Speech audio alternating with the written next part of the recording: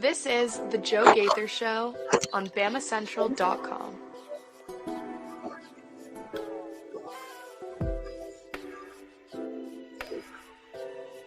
Good afternoon, Tuscaloosa, Internet World, West Alabama. Welcome into the Joe Gaither Show on Bama Central and BamaCentral.com. Of course, I am Joe Gaither, and I'm still in Arizona as we are kind of stuck here waiting to get our way back to Tuscaloosa for this big 8-day week. I want to thank everybody who supported us this weekend out at Final Four weekend. We'll be going to the national championship game tonight, watching UConn and Purdue, so appreciate everybody being behind us and following us on the social media machines at Joe Gaither 6 for any of your social media wants, needs, and desires. You can always subscribe to the show, the Joe Gaither Show, on Bama Central, on Spotify, Apple Podcasts, or on Amazon. Tell your friends about the show, and we'll just see what we want to do today. There's a lot to get into. Oh my gosh, there's a lot to get into. We are at the hotel pool right here in Phoenix, getting ready for the national championship game. But I want to talk about a couple different things today. I want to talk about the spring scrimmage on Saturday. We basically overlooked it in favor of college basketball through the weekend. So we'll talk about the spring scrimmage. We'll talk about all the kind of things and rumors and whispers that we heard from the scrimmage. And then I want to talk about the latest news, Arkansas basketball hiring John Calipari away from Kentucky and what it means for Alabama, what it could mean for Alabama. I know you're seeing a lot of people concerned about Nate Oates and his future employment with the University of Alabama.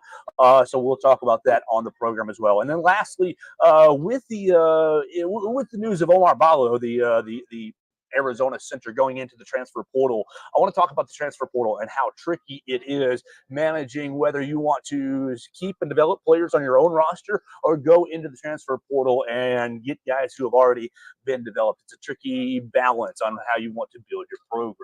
So without further ado, we'll get right into football. You can always jump into the show again at Joe Gaither 6 for your comments on Facebook, Twitter, and YouTube. And then you can subscribe, rate, and review the show, The Joe Gaither Show, on Spotify, Apple Podcasts, or Amazon. So Saturday is Alabama's second spring scrimmage. You're looking ahead to this coming Saturday. What is it, April 13th? You guys are probably going to be there in Bryant-Denny Stadium for 8A. I hope you're going to be there. I expect, honestly, that 8A is going to look a lot like 2007, 8A, where it was really, really packed and supporting Nick Saban's first couple of years. I think it's going to look that way again this Saturday. But let's go back to 2 days ago Saturday. Yeah, that's 2 days ago. My days are all running together out here in Arizona. But 2 days ago Saturday, Alabama's having its second spring scrimmage. And look, first we gotta take this with a grain of salt, and we gotta realize that I don't really love spring practice anyways, because spring practice is almost always sunshine and roses. This player's working hard. He's developing nicely. Billy's filling his role nicely. Steven's getting into the action and performing well. And I'm using generic names because I don't want to disparage anybody, but pick whatever player you like, whether it be on the offensive line, whether it be the quarterback, whether it be a wide receiver or a defensive lineman or a secondary player. This is the time where you're only going to hear pretty much positive feedback from the coaches, from the other players. Oh, how do you ask? You asked Jaleel Hurley a couple days ago how everybody looks in the defensive backroom. Oh, everybody's growing. Everybody's getting the scheme. Everything's positive, which it should be, because, look, everybody's 0-0, 0-0, and excited about the new season. But I just don't know how much media attention is really how much you can really take, how much it really is going to matter for the fall. So let's get into what we heard anyways.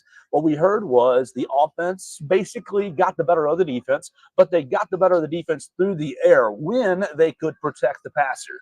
Sounds like the Alabama offensive line had themselves a bit of a difficult day protecting the passer. And watching Alabama football over the last couple of years, you're used to that, and that's a little bit concerning. But you're still working in new terminology. Everything is new. That's the other reason why a lot of these notes that I heard, nuggets that I've got, is that I think they're valid news and notes, absolutely, or I wouldn't be bringing them to you. But I don't know how much it's going to matter for the fall, as everything is still so new. You're in implementation mode on both the offense and the defensive side of the football. And so to hear that the offense was ahead of them, well, that doesn't surprise me a single bit, because I think the translation is a bit easier offensively speaking than it is defensively speaking. The translation, I mean, a go route is a go route, whether you want to call it a 9 route or a go route or a fly route. I mean, whatever you want to call it, 1, 2, whatever terminology you want to use, it's still, the same route. And so I think offensively, the terminology, the translation period, it goes a bit easier. You get a lot of buzz about Ty Simpson pushing the ball down the field to Emmanuel Henderson and Kobe Prentice. And look, here's the thing I don't want to do this year. I don't want to go into look, when Saturday is over, when 8A is over, I don't want to say, oh, does Alabama have a quarterback controversy? Because I think Ty Simpson is going to look good on Saturday in 8A. And I do believe the reports that I got, the reports that I read, that he looked good this past Saturday. But it's still Jalen Milroe's job. It's still Jalen Milroe's team. You heard what you heard this past Saturday. What I think 6 of 9 for Jalen Milroe or so, and struggled to get the ball down the field, but checked it down very nicely. You're operating with different circumstances with different guys. Jalen Milroe going against the ones, and basically, I think it's a little more scripted defensively. Some of these scrimmages, that's why I don't know what the value is. Now, what you did here was that Caleb Odom made himself a hell of a catch in the end zone from Dylan Lonergan, and so it sounds like you're getting like really good chemistry from the quarterbacks to the receivers, whether it be Jalen Milroe, Ty Simpson, Dylan Lonergan, or Austin Mack. It kind of sounded like Austin Mack had a difficult day, but he's still really, really young. I don't know. Like, look, the next game is end of August, 1st of September. So like you've got plenty of time to work all this out. And so like my meter of, oh, does this make me concerned or does this make me really like heightened sense of interest? No, I'm not really that interested in it. I'm interested in it because it's football and because it's Alabama football and that's my job. But like, do I think that it is going to determine, these couple of weeks are determining the snaps in September? No, I don't. I think that this is just kind of the foundational period of of the new program. You're going to go through summer and then fall. Fall camp is really where the competition battles are going to ramp up, and it's going to be about who spent the most time in the summer in their playbooks, who's understood the terminology, who's understanding the concepts throughout the summer into fall camp. And so, yeah, you get reports that Keon Keeley looked good, rushing the passer, and that's really encouraging. And you get reports that, oh, Ty Simpson looked really accurate throwing the ball down the field, and all that's encouraging as well. But I just think that I pump the brakes on oh my gosh, all this is be all end all stuff.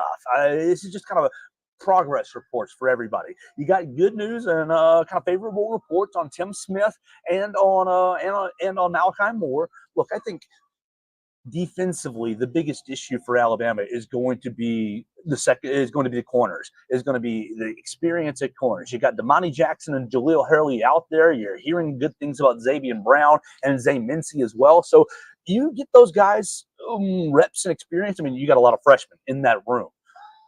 Then, but you got a lot of talent. I'm really encouraged though with Malachi Moore and Keon Sabb basically kind of pulling the strings from the back. And Devontae Smith as well. Devontae Smith hasn't really got a whole lot of playing time through his Alabama career, but he is, third? He's going into his 3rd or 4th year in the Alabama system. So the secondary, you're going to have a lot of experience in the safety room, but they're going to have to help out the corners. So I think that when you're hearing, oh, Alabama tore him up in the passing game, it just kind of is it kind of goes along with it, with the inexperience, the young guys. You're going to get burned in live action from time, especially early in their careers. When, look, Emmanuel Henderson, Kobe Prentice, they're good players as well.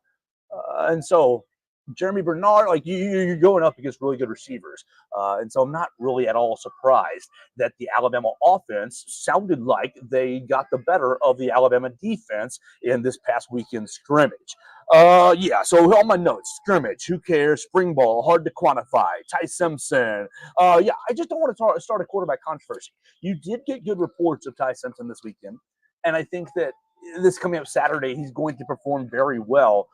But it's still Jalen Milroe's team. I think Jalen Milroe is going to have to do awful things to lose his job, and I don't really foresee that happening. I don't really foresee a world in which that happens.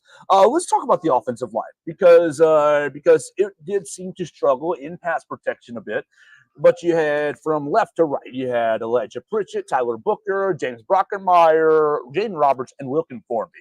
And this is kind of an interesting lineup, in my opinion, for two reasons. One, you still got the Parker Brailsford absence at center, and can James Brockermeyer take advantage of his opportunities? You don't want to basically say you don't want James Brockermeyer to wish Brailsford to stay away, and that's how he wins the job. But this is a great opportunity for him to show that he can man the center position and snap it well. You hear the snaps are going fine, and hold up.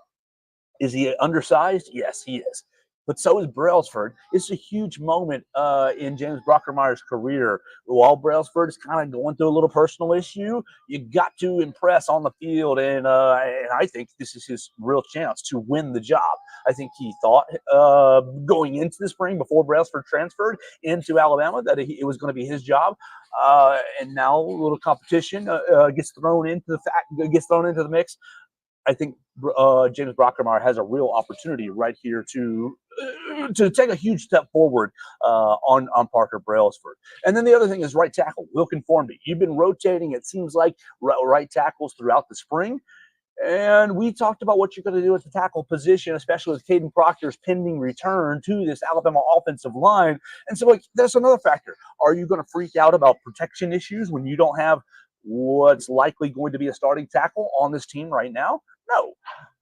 So what can Wilkin Formby hold on to that right tackle position? And can he play it well enough to where when Caden Proctor returns, is Proctor the odd man out? Is Pritchett the odd man out at left tackle? Or does Wilkin Formby get bumped out in a switch, Elijah Pritchett over to the right tackle? The last time we were at practice, Miles McVay manning the right tackle position. And while, look, we're out in Arizona, we didn't get to see the scrimmage. I just think it's very interesting. I think these tackle positions are going to be something to watch once we get into fall camp, especially once Caden Proctor returns to the Crimson Tide program. Right now, you got Pritchett on the left, you got Wilkin Formby or Miles McVay on the right, and it sounds like Naquil Bertrand is the backup left tackle, the transfer from Texas A&M. But it's all going to change again when Caden Proctor re-enters the transfer portal officially and comes back to the capstone. So that's why you don't know how much real stock to put into these spring scrimmages and these spring practices, because everything's going to change. The transfer portal is going to open up after A-Day. Look, the transfer portal opens up, I think, on Monday week from today. I think it's on the 15th. So it opens up, and how many of these Alabama football players are going to go in the portal? I don't think a whole lot, but you never know who could. Things will change in a matter of 7 days when the portal opens, and then obviously once you get to fall camp in August. As you keep going down my notes here, I do want to talk about Parker Brailsford. Coach Kalen DeBoer did address Parker Brailsford on Saturday and basically said it's not a football issue and it's not a transfer issue. Going back to, I think it was last Wednesday that we did talk about Parker Brailsford on the program. I just think he's going through a lot of changes. He's a young man, 17, 18, 19 years old. He's changed schools. He's had his position coach changed on him, and his offensive coordinator changed on him. Lots of sceneries, different, new classes, new everything.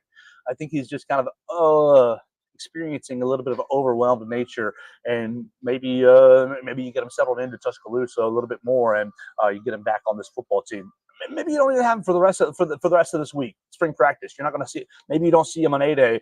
I still don't think that's that big of a deal. You get him, comfortable with Tuscaloosa and comfortable with with the Alabama program. Summer 2 starts May 28th, I believe. Summer 1 starts May 28th. So get him enrolled for Summer 1 classes and get him going with the rest of the. You're going to have 4, 5, 6 summer enrollees from a freshman standpoint. Get him enrolled with those guys and get him integrated into the program right there. I don't think it's a huge concern right now, Parker Brailsford not being a part of this Alabama football team. Let's see. Connor Talty, open kicker position. All right, one funny thing. I think Connor Talty is going to be Alabama's place kicker this year. He has huge shoes to fill in Will Reichert. But Kalen DeBoer was asked about the kicker position on Saturday, and while he didn't mention Talty by name, he did say it's an open kicking competition. I think there's Upton Belafont is the other kicker that's kind of here at play. But the funny thing to me was, Kalen DeBoer says, they're all keeping their head down just like they should be doing. The room cracks up. It's like, nobody wants to hear about the kickers. Nobody wants to hear about the kickers unless they're missing kicks. And so that's going to be an interesting area for Alabama this year. Alabama's been 5 years with Will Reichert and just literally security and no anxiety. Look, Will wasn't absolutely perfect, but he was damn close to it. He was a lot closer to perfection than Alabama fans have been used to from the kicking position, and so it's going to be interesting to see how Connor Talty moves into those shoes. That's kind of all my practice notes. That's kind of all my spring scrimmage notes. Obviously, we're going to get back to Tuscaloosa this week, and we will be all over A-Day on Saturday. And I think you're going to be able to take more from A-Day. I'll be able to take more from A-Day because everything that I'm getting right now is secondhand information. And while I do trust a lot of the information that I'm getting, I like to see it with my own eyes. And so I'm not really moved. My needle for football is kind of still way down here, way down to at zero. Maybe Saturday when I see it for myself, see a full 8-day scrimmage, maybe it'll tip back up and get maybe I'll be more energized for football. Now, one interesting thing about the 8-day game, you saw what was it, Auburn this past weekend with their 8-day game, and nobody showed up, and that's not a big surprise. Auburn spotted the defense. They did it offense first defense, right? They did it offense first defense. They spotted the defense 27 points. It was a 27-0 start for the defense, and they basically went from there. And that made me wonder, or made me think, how will Kalen DeBoer and this new staff structure 8-day? Look, we've been used to 8-A for 17 years being Team Crimson versus Team White. And, it's the first team offense in white, right? Yep. And the first team defense in crimson. And then you get the second team offense versus second, and vice versa. Winners get steak, losers get beanie weenies, and it's treated like a traditional football game. It's orchestrated and officiated like a real football game.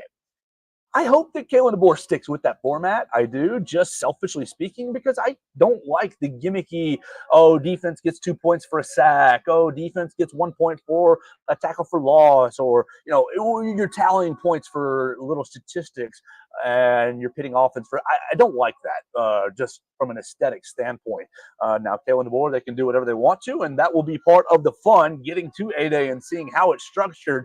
But why mess with a good formula? I think you've got a good formula right now, Team Crimson versus Team White, and we will see if that holds up, if that formula continues on Saturday at 8-A. So let's talk about basketball, right? We're out here at Final Four. You can see we're out here at the hotel pool. We appreciate Chris Walsh putting us on right here on BamaCentral. You can always follow the show, the Joe Gaither Show, on BamaCentral by subscribing to the BamaCentral YouTube channel. You can check out all our in-depth videos from inside the locker room this past week in Phoenix, and much, much more. But let's talk about basketball because, look, yesterday's program was all about breaking down the loss to UConn and starting to talk about roster construction. I gave you my gut feeling about what everybody's going to do on the team. I could easily be wrong about everything I said yesterday. Again, it's a gut feeling. But I'm out yesterday in Phoenix, and I want to thank the people at the Final Four. They put on a concert, blew my face off. I saw the Black Keys and I saw Mumford and Sons back to back at some fan festival, and I really appreciate that. But I'm out there and I'm getting texts from friends and seeing notifications. Oh my gosh, John Calipari to Arkansas. And we have not really talked about the Arkansas coaching search on the program yet, but I was watching it kind of, laughing here and there. Jerome Tang turns them down. Will Wade turns them down. Chris Beard turns them down. And so, they're swinging and missing. And you're sitting here thinking, ha, ha, ha, Arkansas, this is kind of funny for a moment. And then they swing big last night. I mean, you can define it big as you want, but John Calipari is one of the biggest coaching names in college basketball, still active today. And obviously, you haven't won a national championship since, what was that, they got to the Final Four in 2015. So it's been a while since Kentucky has been back in the Final Four scene. And I think they've only won one SEC championship think that was 2019, 2020, that they won a regular season championship. And so, like, yeah, they've taken a little bit of a step back. And Coach Calipari has had a couple of seasons where he hasn't really had a whole lot of postseason success, but he's still a huge name and a great recruiter. Look at that daggum Kentucky recruiting class, and we'll talk about that in just a second. But Arkansas swings, and they get Calipari to leave Kentucky to come to Arkansas. And part of that is interesting to me because I think that Calipari might have been feeling like he was wearing out his welcome. It sounded like they were going to do a 1 year kind of, let's see if we can get this thing back on track for one more time, and maybe we'll part ways next season. But no, Calipari jumps on it, jumps at the opportunity to, I guess, go to greener pastures. Define greener yourself, Arkansas versus Kentucky. But I think he sees a fresh start maybe as a good option for him in his career. And Arkansas, allegedly, reports or rumors are suggesting that they're going to put an NIL bill of $6 million a season. Yeah, it's going to be a huge problem, at least recruiting against Coach Calipari with the Waltons and the Tysons of the world behind the Arkansas program. And that's going to be something to deal with. But first and foremost, Kentucky's got to hire a coach. Kentucky's got to fill their job. And Kentucky is, look, we've just hit on it, hasn't been as successful in the last couple of years. Obviously, hasn't been as successful as maybe their recruiting rankings should lend them. But it's still Kentucky. It's still one of the bluest of blue bloods in college basketball. It's probably a top 3, top 2 coaching job in the country. I mean, I know UCLA isn't quite UCLA anymore, and it's basically Carolina and Duke as the most prestigious. And I know UConn, it's the UConn moment. They've been on top for the last 2 years, but UConn is more of a new blood than a blue blood. It's Kentucky. It is, and so with that being said, Nate Oates. So let's get this out of the way.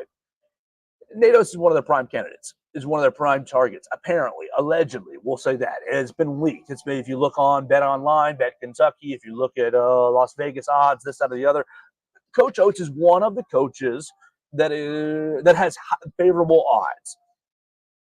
Does that make him a candidate or not? You can decide that.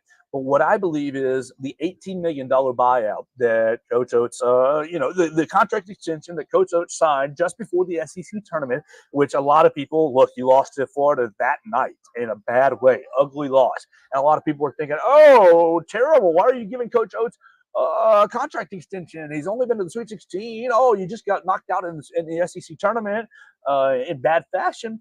That's why. This is why. I mean, yeah, the Final Four run is part of it, and you always kind of felt like Coach Oates had that potential and does continue to have that potential to take Alabama back to a Final Four. But you extend him because of what you've seen over college basketball's landscape this year. Louisville's job opened, Arkansas's job opened, and now Kentucky's job is open, Michigan's job opened. And so, like, lots of these big jobs opened right after the contract extension hits. And so it prevents some of those other suitors. But Kentucky is different, in my opinion. $18 million buyout to Big Blue Nation, I don't think is anything. If you listen to all the people in Kentucky circles, it sounded like they had the $33 million sitting there on standby, ready to fire Coach Calipari if Mitch Gaspard was going to pull the trigger.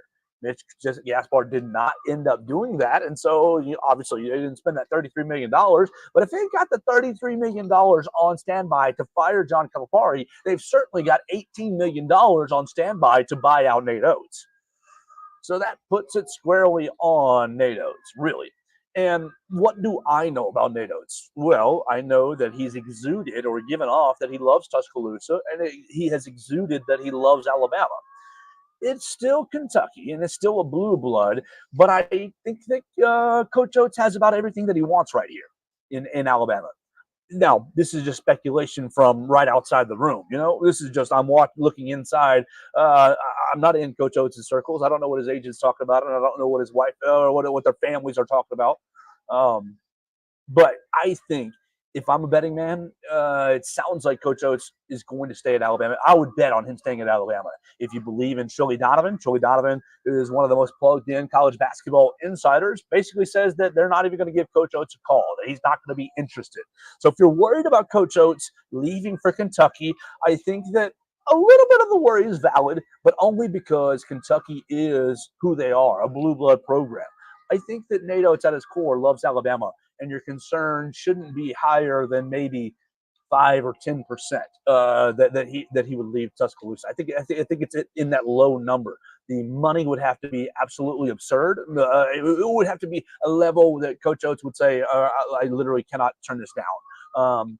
But outside of just the money factor, I think you've got pretty much everything you want here in Tuscaloosa. The practice facilities are nice. You're getting good NIL coffers. Your recruiting is going very, very well. I mean, look what you got coming in this coming up season. Was it number 6 recruiting class, 2 McDonald's All-Americans? So, like, what are you doing here at Alabama? What can you do at Kentucky that you're not doing at Alabama right now? I mean, you took Alabama to a Final Four.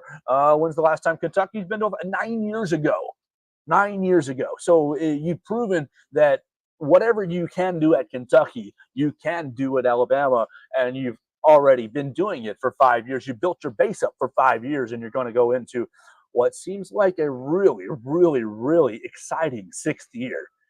And that's where I want to lead to next. I mean, look, you can talk about the Kentucky coaching search all you want. You're seeing Dan Hurley being thrown out there. I don't think Dan Hurley's got any interest in leaving UConn. But I do think, just like with Nate Oates, you got a 5 to 10% chance if Kentucky backs up the Brinks trucks and pulls out all the stops.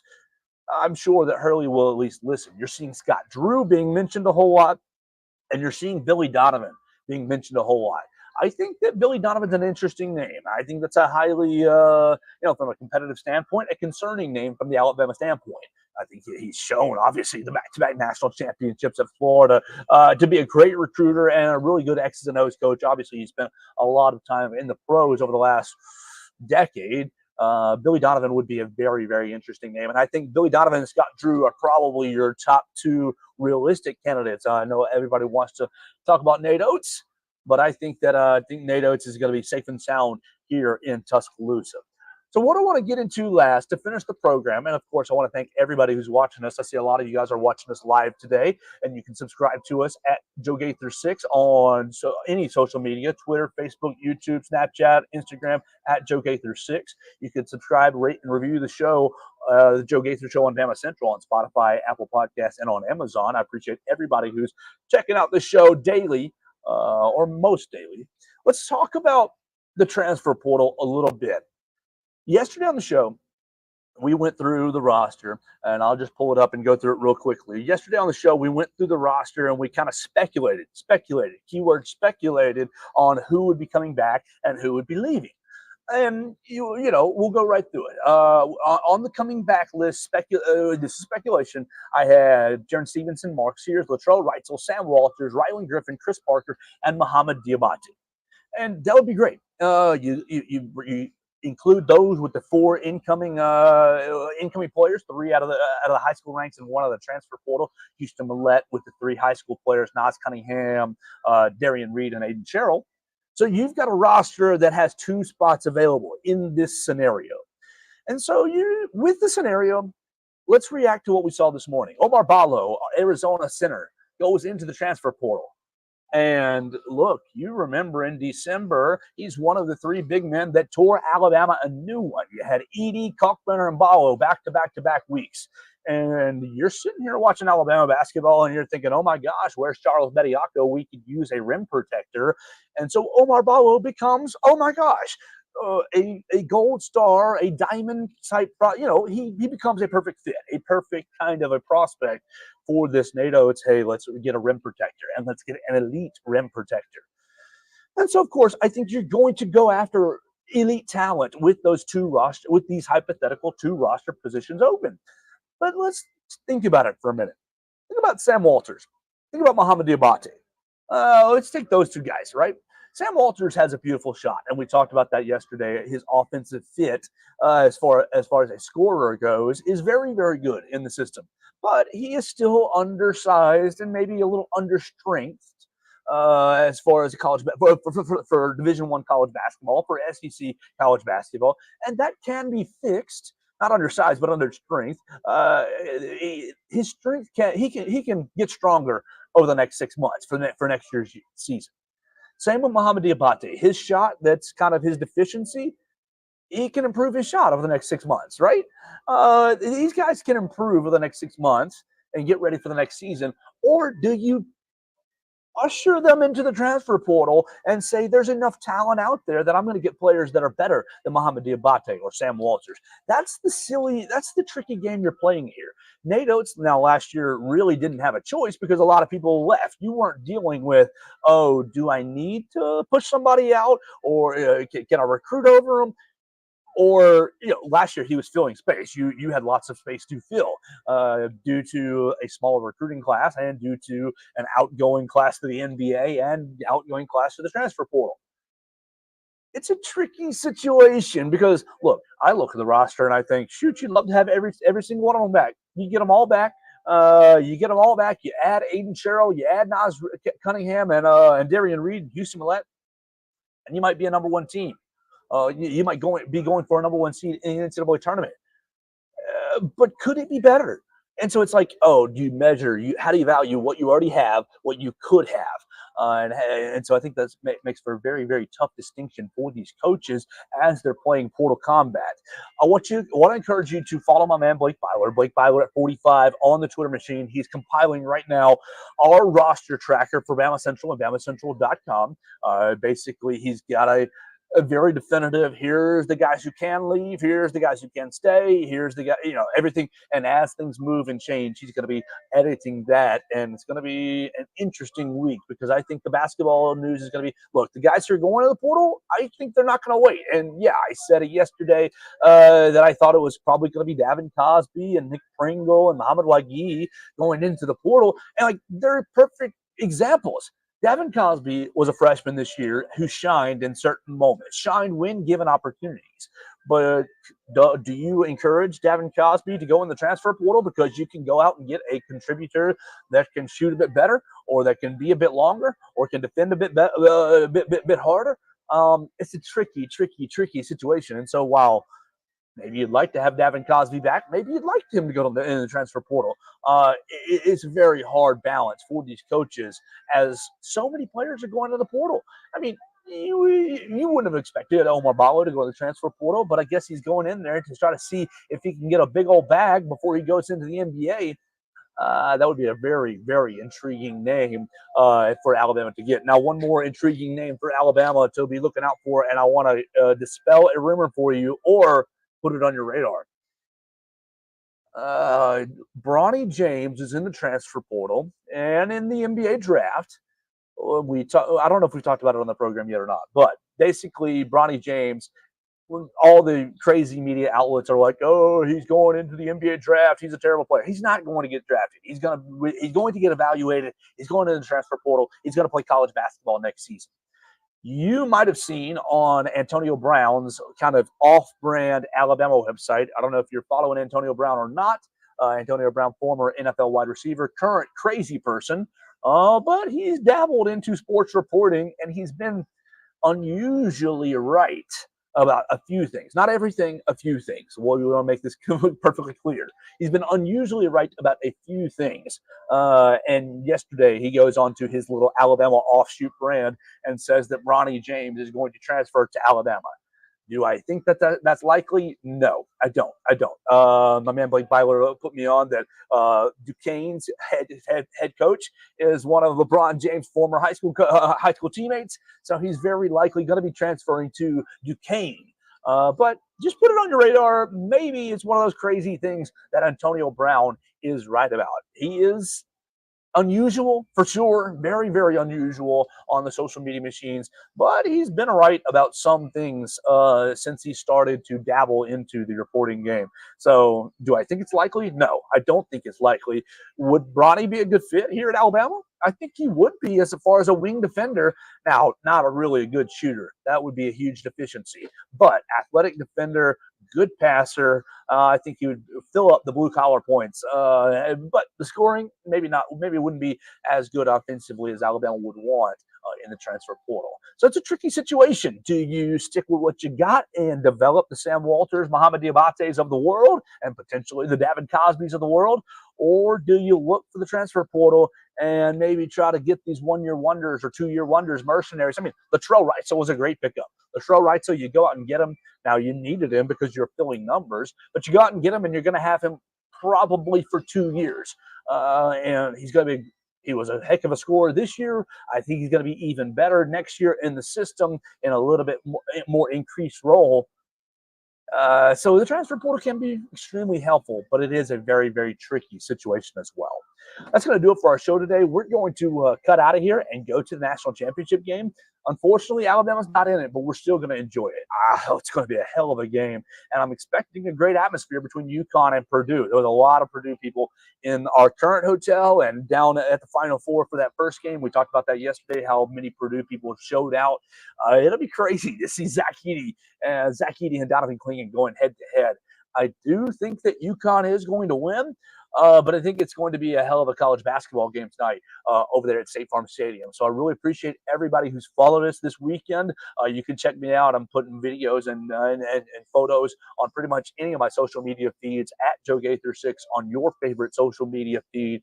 It's been a blast, and we're going to continue it by going to the national championship game tonight, and then we will get back to Tuscaloosa and be all in on A-Day. All in on A-Day with a little bit of eye on the college basketball transfer portal, and maybe we'll keep an eye. We will definitely keep an eye on that Kentucky coaching search as we'll see who they hire, because the dominoes will continue to fall whenever something so big like that happens. That's going to do it for our show today. I want to thank everybody who subscribed to the show, the Joe Gaither Show, on Spotify, Apple Podcasts, and on Amazon. You can watch the show always on Twitter, Facebook, and YouTube at BamaCentral and BamaCentral.com.